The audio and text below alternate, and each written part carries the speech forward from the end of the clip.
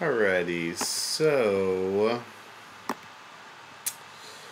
let's see. Hey everyone, this is my video log for our second week of Physics 112, which would be from September 2nd through September 8th. Let's see, tomorrow's going to be our third day of class, so that'll be our third week starting. So I wanted to sum up what we did this week and what I learned or got educated about, all that good stuff. Class this week was a little more hands-on and exciting. We did that Scotch tape experiment, which was cool.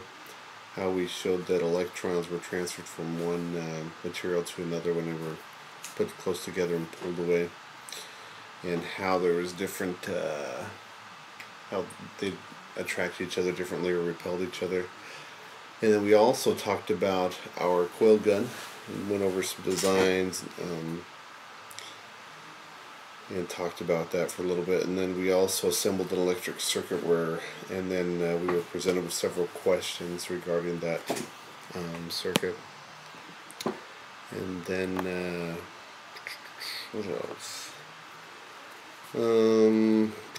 We also had the 5 assignments this week. I have a little video of each one on the blog that shows me going through it. We did that John Travoltage one that teaches about static electricity and how it builds up and discharges. We had the balloon and static electricity, the electric hockey field, which was cool, and then the circuit construction kit, which was cool. It's especially cool because it'll start on fire if you short it out. But those were pretty cool. Lastly, there was those questions presented to us about the about 3 bulbs in a series circuit and which one would light up first. I remember when we talked about that in class, I thought it was interesting because I hadn't thought about. I was trying to think that one would light up first because the flow of electrons would go through one first.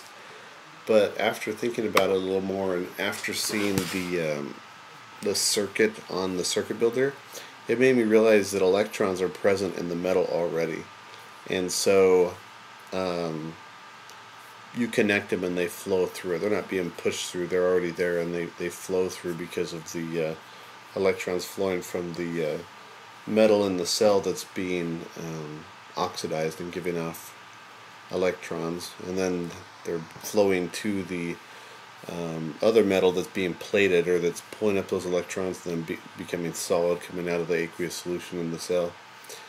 So that was interesting. And then I think the other question, what was that? Let me look real quick. Oh, how fast do electrons move in a circuit? I don't know. I don't know if they move at the speed of light or whatever. It doesn't sound right. It seems more like they're going to flow as fast as the metal or the media they're going through will allow them to. And I think it'll also depend on, if we think of flow, if we think of it like a river, well, and it's the same thing. I think that last question was, what role do the cells play in it? The cells are feeding in a certain number of electrons, and it's also taking up a certain number of electrons. And so I guess kind of like a river, however much the river is flowing as fast as the current's flowing. So I think whatever current we're applying to it is how fast it's flowing. So it'll depend, and I think it depends on the resistance of the components and the material too. So those are good questions. And then I emailed those to Dr. Weaver or to Dave, and then I also emailed it. I think it was the 4th person down, and then there was no 8th person down, so I just kept counting and started at the beginning of the list and sent it out. Anyways, that's what we did for this week, week 2. Starting a new week tomorrow. Catch you later.